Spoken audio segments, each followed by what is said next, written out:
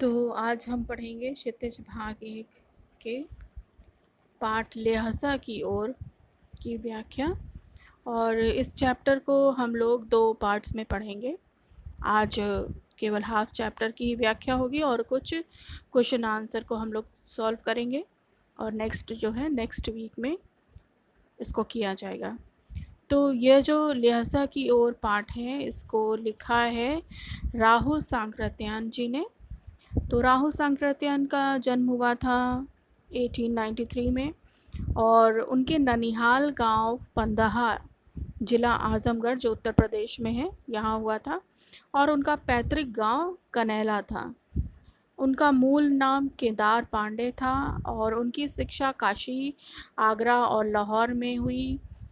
और 1930 में उन्होंने श्रीलंका जाकर बौद्ध धर्म ग्रहण कर लिया। उसके बाद ही उनका नाम बदल गया, केदार पांडे से फिर राहुल सांकृत्यायन हो गया।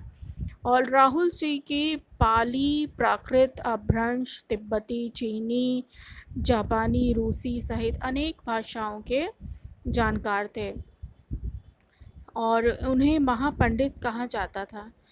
1963 में उनका देहांत हो गया। राहुल सांकृत्यायन की कई रचनाएं हैं, कई शैलियों में उन्होंने रचनाएं की हैं।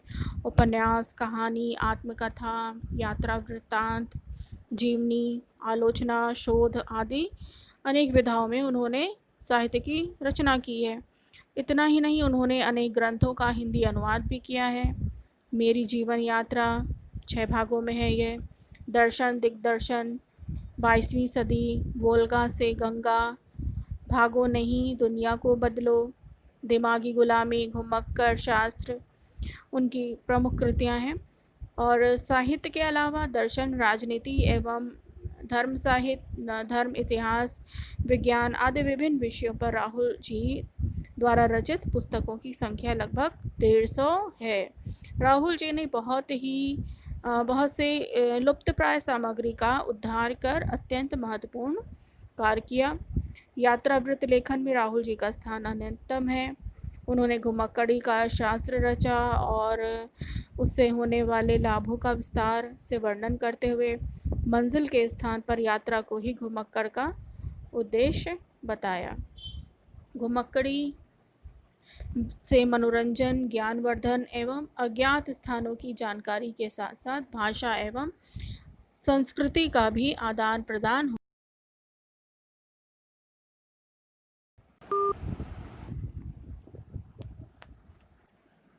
तो जो है उनका ये कथन था कि घुमक्कड़ी करने से ज्ञानवर्धन होता है, मनोरंजन तो होता ही है, ज्ञान साथ में ज्ञानवर्धन भी होता है, ज्ञान भी हमें हासिल होती है। तो राहुल जी ने विभिन्न स्थानों के भौगोलिक वर्णन के अतिरिक्त वहाँ के जनजीवन की सुंदर झांकी प्रस्तुत की है। जब आप इस पाठ को पढ़ेंगे तो आपको इस यात्रा वृत्तांत पाठ में ऐसा आपको लगेगा जैसे आप सचमुच उनके साथ साथ यात्रा कर रहे हैं। तो यही एक खासियत होती है यात्रा वृत्तांत रचना करने वाले लेखक की, कि जब वो रचना करता है तो पढ़ने वाला पाठक जो होता है उसकी रचना शैली में, उसके रचनात्मक गुणों के साथ उसको ऐसा लगता है जैसे वो भी लेखक के साथ है। तो इस पाठ का जो वर्णन है वो तिब्बत यात्रा से लिया गया है और सन 1929 से 30 में नेपाल के रास्ते की थी जो इन्होंने यात्रा तिब्बत जाने की। तो उस समय का इसमें वर्णन है। उस समय भारतीयों को तिब्बत यात्रा की अनुमति नहीं थी, इसलिए उन्होंने यह यात्रा एक भिखमंगे के छद्म वेश में की थी। मतलब एक लेखक के रूप में वह नहीं गए थे। उस समय भारतीयों को जाने की वहाँ पे अनुमति नहीं थी और उस समय भारत देश जो है गुलाम भी था, गुलामी में हम सब थे। तो इन्होंने एक भिखमंगे का वेश धरा और अपने मित्र के साथ तिब्बत गए थे। तो इसमें तिब्बत की राजधानी ल्हसा की ओर जाने वाले दुर्गम रास्तों का वर्णन उन्होंने बहुत ही रोचक शैली में किया है। इस यात्रा वृत्तांत में हमें उस समय के तिब्बती समाज के बारे में भी जानकारी मिलती है। तो आइए हम पढ़ते हैं। ल्हसा की ओर, वह नेपाल से जाने का मुख्य रास्ता है। फरिकलिंगपोंग का रास्ता जब नहीं खुला था तो नेपाल ही नहीं, हिंदुस्तान की भी चीज़ें इस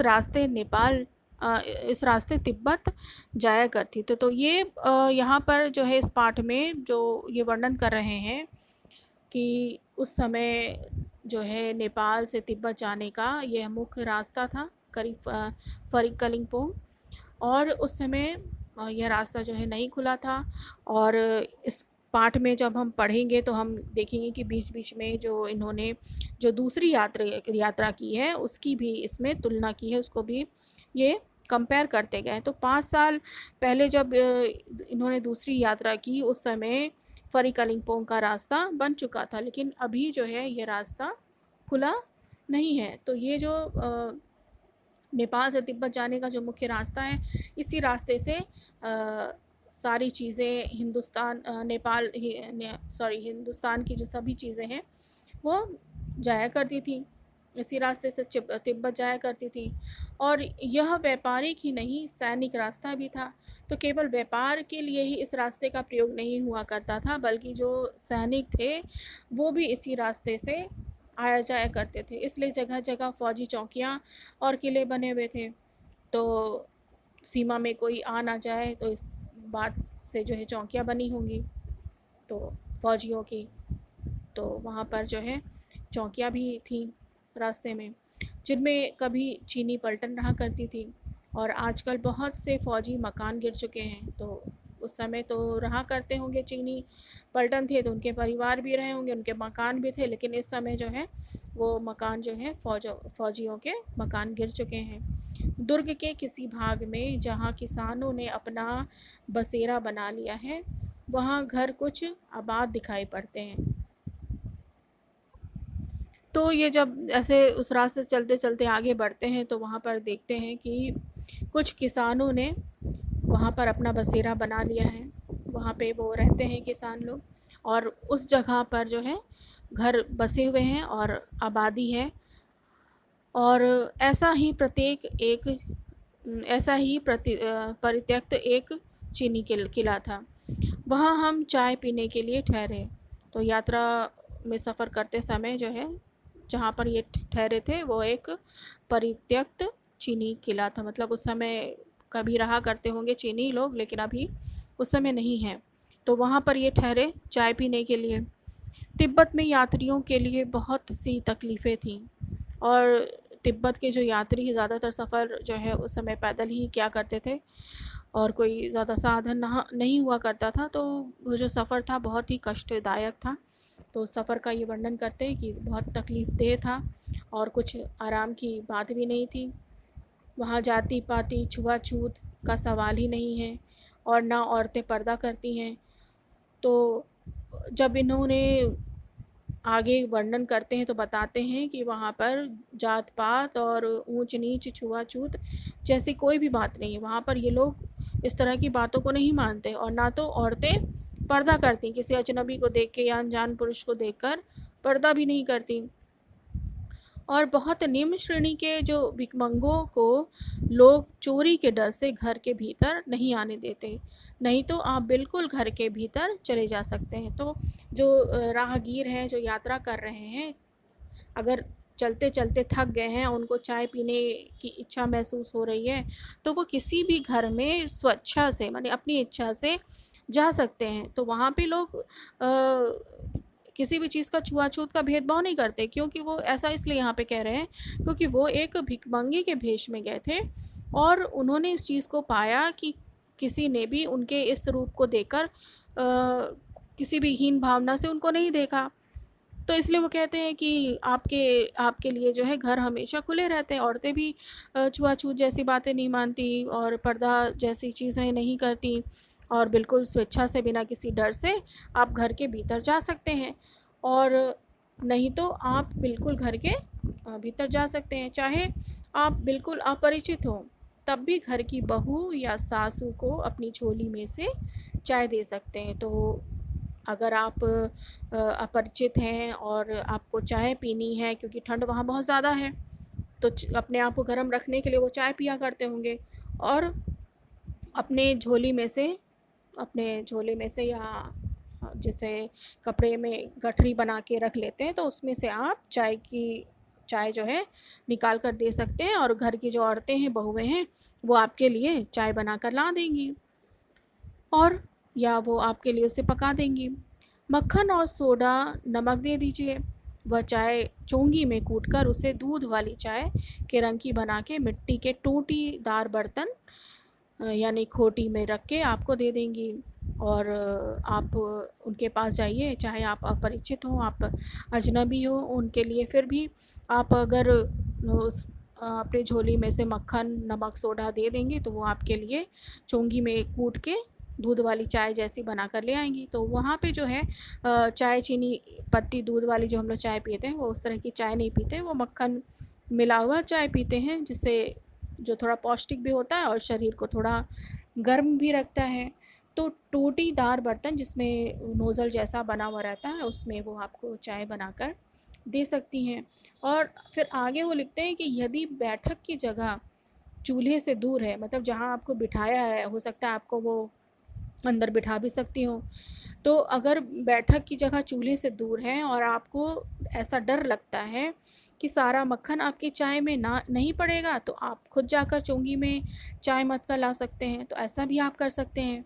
तो आप अगर सोच रहे हैं कि आपका मक्खन और नमक पता नहीं पूरा डालेंगे या नहीं डालेंगे, तो आप किचन में उनके जाकर खुद से चोंगी में चाय मथ कर अपने लिए बना सकते हैं।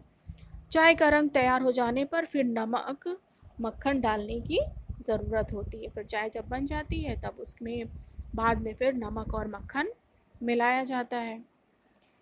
परित्यक्त चीनी किले से जब हम चलने लगे, तो एक आदमी राहदारी मांगने आया, मतलब कुछ पैसे लेने के लिए आए, क्योंकि उस समय, अभी आगे ये वर्णन करेंगे कि उधर का इलाका जो है थोड़ा डाकुओं का जैसा इलाका है। तो राहदारी मांगने आया,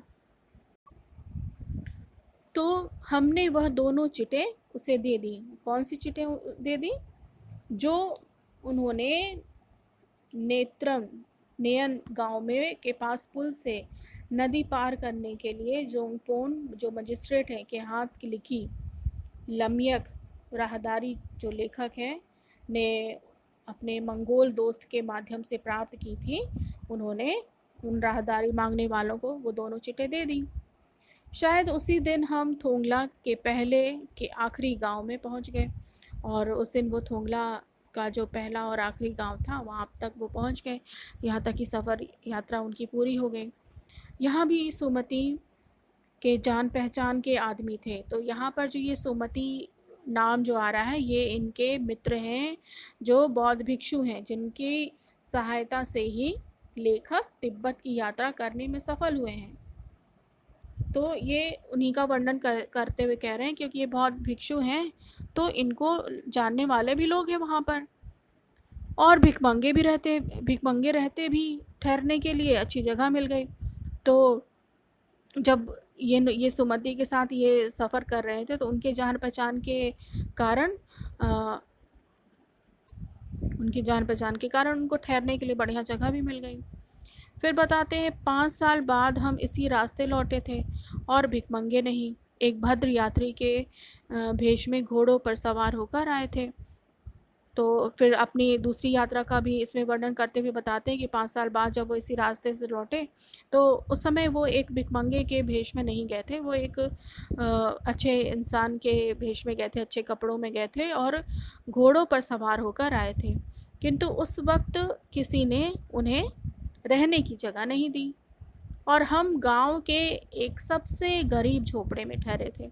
अभी तो ये कह रहे हैं ना कि भिखमंगे के भेष में ये गए हैं, सुमति जी के जान पहचान होने के कारण उनको रहने के लिए अच्छी जगह मिल गई, क्योंकि वहाँ पे लोग उनको जानने वाले थे। वो एक बौद्ध भिक्षु थे सुमति, तो उनके कारण जो है लोग उनको जानते थे, तो उनकी वजह से इनको भी रहने के लिए अच्छी जगह मिल गई। और जब ये दूसरी बार जब यात्रा करने निकले, तो उन्होंने अच्छा भेष धारण किया, जेंटलमैन के भेष में गए, अच्छे से पैंट शर्ट पहना होगा उन्होंने, घोड़े पे जा रहे थे। तो उस समय लोग इनको जो है शाम के समय इनको ठहरने, और यात्रा से जब ये यात्रा में थे, तो उनको ठहरने की जगह नहीं मिली।